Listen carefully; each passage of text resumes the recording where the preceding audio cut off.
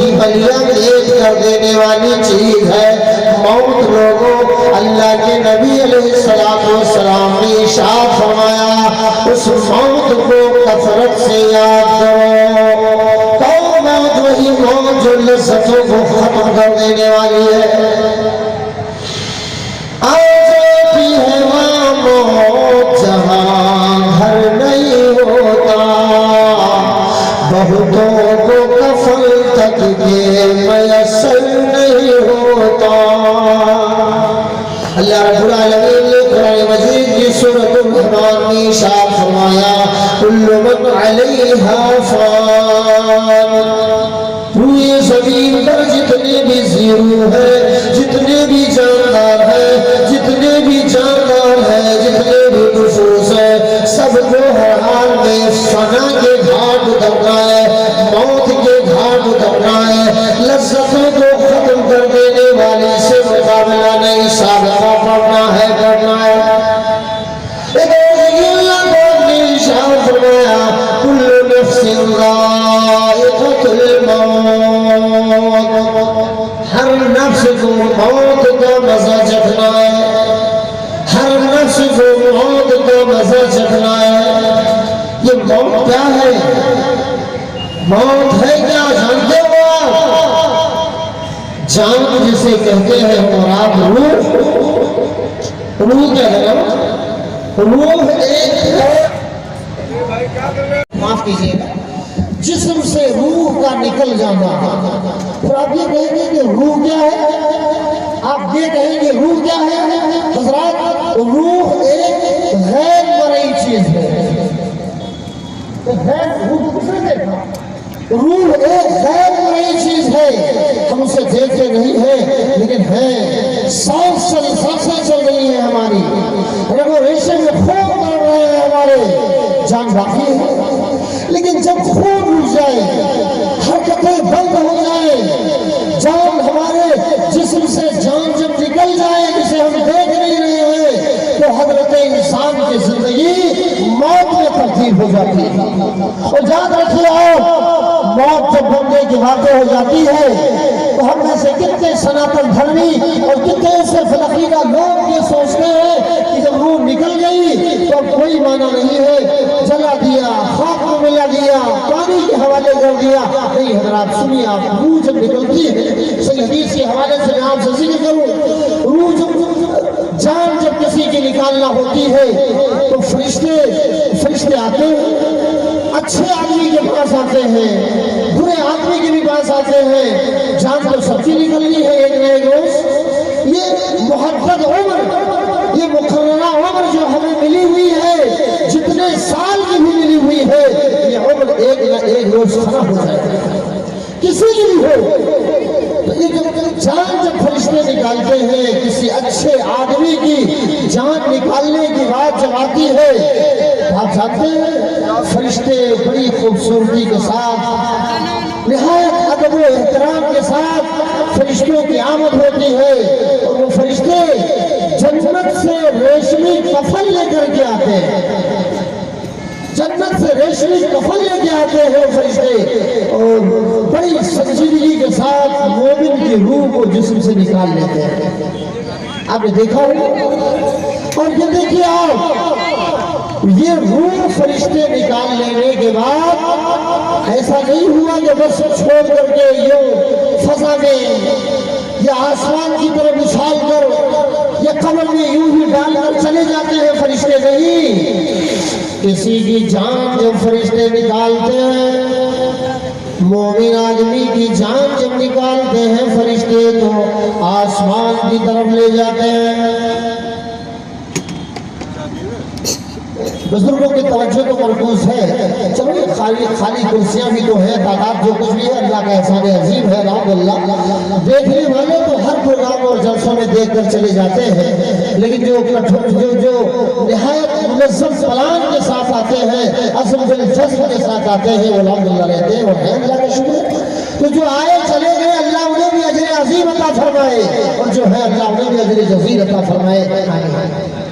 مومن آدمی کی جان فرشتے نکالتے ہیں، آسمان کی طرف لے جاتے ہیں، جان لے جائی جا رہی ہے، ادھر اعلان پر اعلان کیا جا رہا ہے کہ چلو وہ فلاں بن فلاں کا انتقال ہو گیا، فلاں بج کر فلاں منٹ میں جنازہ کی نماز پڑھی جائے گی، لہذا لوگوں ثواب داران حاصل کرنے کے غرض سے حاضرین جنازے میں، تجہیز میں، تکفین میں، تدفین میں شرکت کرو۔ چلو نیک آدمی کا جنازہ جا رہا ہے، نہیں ابھی وہ آسمان کی طرف جب فرشتے جاتے ہیں تو اس مومن کامل کے روح لے کر پہلے آسمان پر فرشتے پہنچتے ہیں، تو وہاں پہلے آسمان پر بھی بہت خوبصورت ہلچل مچی ہوئی ہے، اور کون آ رہا ہے، خوشبوؤں سے فضا معطر ہے وغیرہ، کوئی مفصل روایات اس تعلق سے ہے۔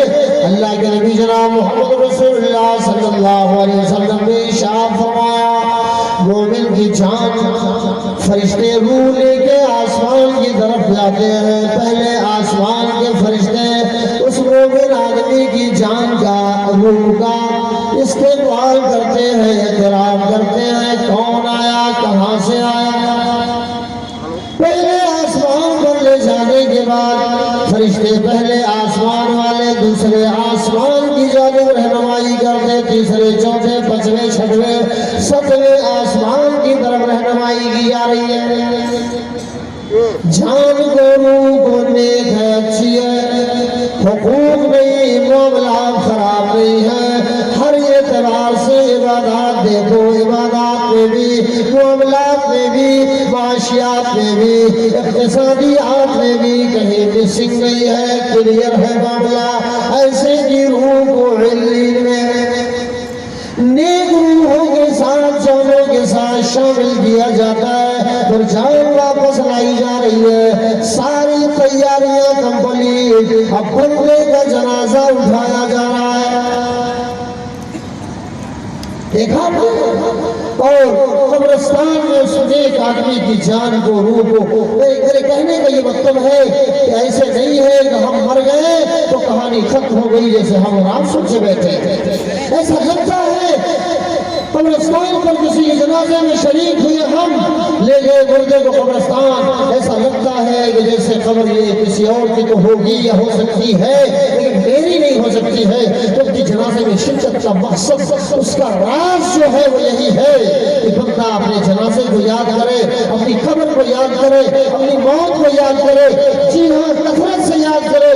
یہ ساری چیزیں اس بات پر اٹاس ہے میرے سامعین حضرات، جی ہاں نیک آدمی کی جان اور نیک آدمی کی روح ہے، تو کہنا یہ ہے کہ وہ نیک ہو یا کوئی بد ہو، بہرحال مدت عمر پوری ہو جانے کے بعد تو جان اس کی نکالے گا فرشتہ، اور ہر حال میں نکالے گا۔ جی ہاں اسی اپوزٹ میں بد آدمی، برے آدمی کی جان جب نکالی جاتی ہے، فرشتے آتے ہیں تو جہنم سے بدبودار ٹاٹ پھٹا پرانا بدبودار ٹاٹ لے کر کے آتے ہیں، اور جب یہ کہتے ہیں، فرشتہ جب یہ کہتا ہے لا اپنی جان نکال، تو ظالم کافر گنہگار کی جان جسم سے بھاگتی ہے، دوڑتی ہے، بچنا چاہ رہی ہے، لیکن فرشتے ڈوب کر کے بڑی سختی کے ساتھ قرآن مجید کی 29 پارہ سورۃ النازعات میں اللہ پاک نے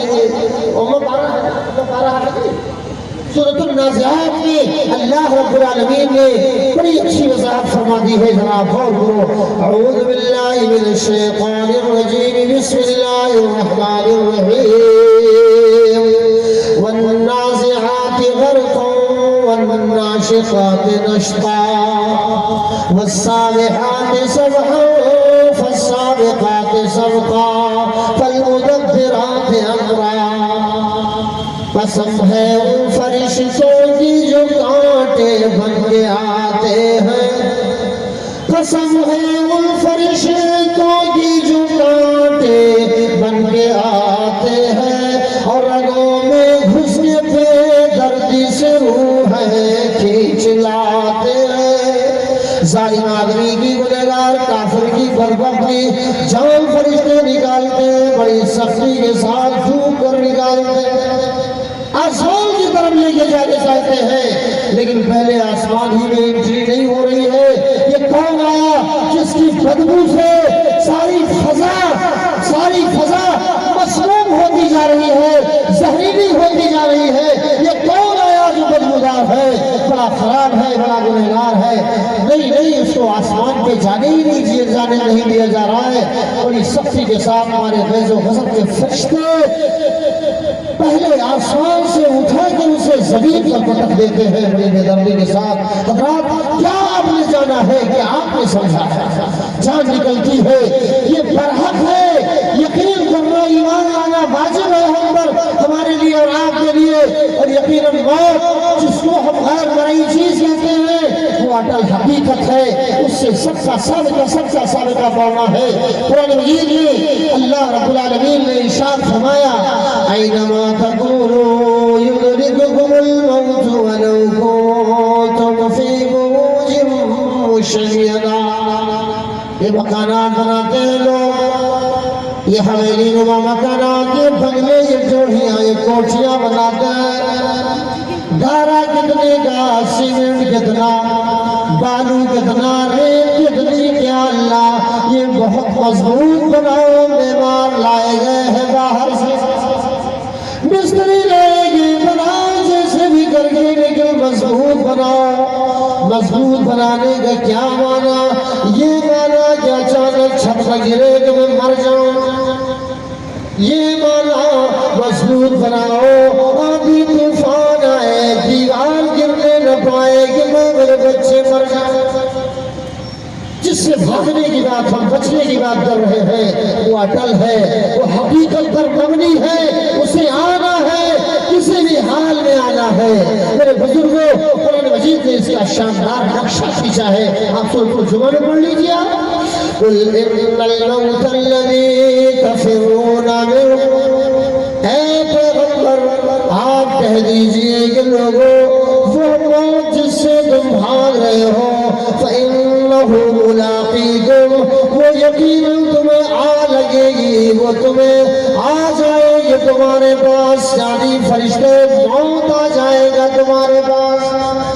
فإنہ ملاقیکم ثم تردون إلی عالم الغیب والشہادہ، پھر تم عالم الغیب والشہادہ کی طرف، پروردگار کی طرف، خالق کون و مکان کی طرف لوٹائے جاؤ گے آپ، ہم سب کل کائنات۔ تو میرے بھائیوں یہ موت اٹل حقیقت ہے، لیکن آئے گی کب، کیفیت کیا ہوگی، اس کا پتہ ہمیں ہے کیا؟ آپ جانتے ہیں؟ نہیں جانتے۔ کس حال میں آئے گی آپ کو پتہ ہے؟ نہیں جانتے آپ۔ کب آئے گی؟ جی ہاں، کتنے سال میں آئے گی، کتنے مہینے میں آئے گی؟ آپ جب ضعیف العمر ہوں گے تب آئے گی، یا جوانی کی دہلیز پر قدم رکھیں گے تبھی آ جائے گی، یا آپ ابھی نوعمری میں ہیں، نوخیز ہیں، آپ تبھی موت آ جائے گی، نوزائیدہ تھے تبھی آ جائے گی۔ کب آئے گی، کیسے آئے گی، یہ ہم اور آپ نہیں جانتے ہیں، لیکن وہ آئے گی۔ ہمارے استاد اساتذہ ادیب العلماء صاحب قلم و سخن مولانا مولانا صاحب وحیدی حفظہ اللہ وتولہ جامع صحیح بخاری پڑھاتے وقت جب موت کی بات آئی، جناب حفظہ اللہ وتولہ نے فرمایا تھا اس بات میں کہ یورپ کے ایک ڈاکٹر نے جو کمیونسٹ تھا، مجھے یاد آیا، یورپ کے ایک ڈاکٹر نے، وہ ڈاکٹر جو کمیونسٹ تھا، اللہ کو نہ ماننے والا، سنا کرتا تھا کہ لوگ یہ کہتے ہیں کہ موت آتی ہے، موت آتی ہے، کوئی دودھ آتا ہے، کوئی فرشتہ آتا ہے، اور اس فرشتے کی آمد پر وہ فرشتہ جان نکال لے کے چلا جاتا ہے۔ ایک ایسے مریض کو جو آخری دنوں میں تھا، زندگی اور موت کی کشمکش میں مبتلا تھا، جی ہاں وہ اب تک جسے لگا ہوا تھا موت آئے گی کہ وہ جیے گا، نہیں میرے بزرگوں، میرے بھائیوں، آخری سانسیں زندگی کی وہ لے رہا تھا، تو یورپ کے اس ڈاکٹر نے جو کمیونسٹ تھا، اس نے اس مریض کو ایک شیشے کے مکان میں بند کر کے یہ تجربہ کرنا چاہا کہ لوگ یہ کہتے ہیں کہ موت آئے گی، فرشتہ آئے گا اور ہر حال میں آئے گا، تو آخرکار میں اس مریض کو شیشے کے مکان میں بند کر کے یہ مشاہدہ کرنا چاہتا ہوں، تجربہ کرنا چاہتا ہوں کہ واقعی یہ بات سچ ہے یا غلط ہے۔ چنانچہ اس نے شیشے کے مکان میں قریب المرگ شخص کو بند کر دیا۔ کیا دیکھتا ہے؟ موت کے سارے آثار نمایاں تھے، موت کے بالکل قریب تھا، جی ڈاکٹر نے شیشے کے مکان میں بند کیا۔ ہاں جب اس کی موت کا وقت آیا تو شیشے کے پھوٹنے کی آواز آئی جس کو اس نے سنا بھی، اور پتہ یہ چلا کہ وہ مریض جو موت و زندگی کی سانسیں لے رہا تھا، یا اس کشمکش میں مبتلا تھا، یا اسی حیث میں پریشان تھا، تو جان نکلے جن نکلے کب نکلے یہ پتہ نہیں تھا۔ وہ دیکھتا ہے کہ وہ مریض جو زندہ تھا وہ جب حق ہو چکا ہے، وہ دیکھتا یہ ہے کہ وہ ہے، اس کی لاش ہے مگر جان نہیں ہے، وہ انتقال کر چکا ہے۔ یہی وجہ ہے کہ آپ بھی جانتے ہوں گے کہ کسی کو کیا پتا کہ موت آئے گی کب۔ ایک بڑے امام، نہایت قابل قدر امام روئے زمین پر، جنہوں نے سب سے پہلے پہل کتاب حدیث کی جو تصنیف کی، جن کا نام نامی سے گرامی ان معزز ہستیوں شخصیات میں آتا ہے کہ جو خود ایک ٹاپک ہے، ایک موضوع ہے، ایک زبردست عنوان ہے۔ میری مراد حضرت امام مالک رحمۃ اللہ علیہ ہے اور ان کی موت ہوئے زمین پر حدیث کی سب سے پہلی کتاب امام مالک رحمۃ اللہ علیہ نے موت کا لکھی کہ نہیں لکھی بتاؤ۔ زمین کو امام مالک رحمۃ اللہ علیہ کی بڑی طلب تھی، تمنا تھی، آرزو تھی، لگن تھی، خواہش تھی، امید تھی، ارادہ تھا ان کا۔ وہ بار بار یہ سوچتے تھے کہ کاش میری موت آئے مدینہ میں آئے تو بہتر ہے، اچھی جگہ میں آئے تو بہتر ہے۔ چنانچہ حضرت امام مالک رحمۃ اللہ علیہ کی کہ یہ خواب و خیال تھے ہی، یہ سوچ بچار تھے ہی کہ ایک روز رات کا سناٹا ہے، بستر پہ آرام فرما رہے ہیں، اچانک وہ خواب دیکھ رہے ہیں۔ خواب میں کوئی ذلیل القدر آیا، خواب میں کوئی وہ آیا جو کل انبیاء کرام کا مرکب مجموعہ ہے۔